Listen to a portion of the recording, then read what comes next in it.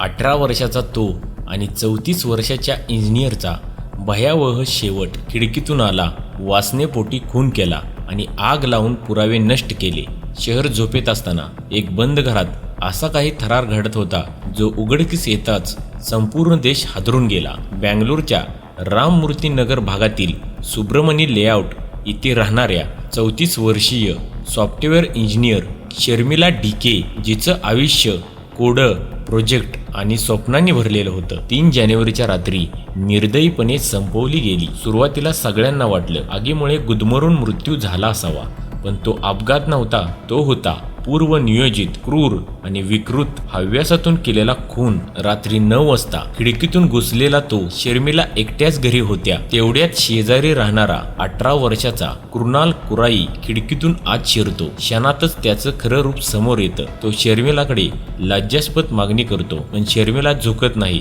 ती ठामपणे विरोध करते आणि तेवढ्यात तो 18 वर्षाचा मुलगा क्रूर राक्षस बनतो. विरोध सहन न झाल्याने कर्नाल तिचं तोंड आणि नाक दाबून धरतो. शर्मिला तडफडते, श्वास घ्यायचा प्रयत्न करते, पण काही क्षणातच अर्धवट बेशुद्ध होते. या झटापटीत तिला गंभीर दुखापत होते, रक्त सांडतं आणि तेव्हाच एका उज्ज्वल भविष्याचा शेवट जवळ येतो.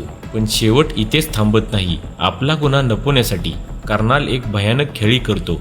तो बेडवर कपडे आणि वस्तू एकत्र करतो आणि घराला आग लावतो. त्याला वाटतं सगळं जळून जाईल, तो अपघात वाटेल, मी वाचेन.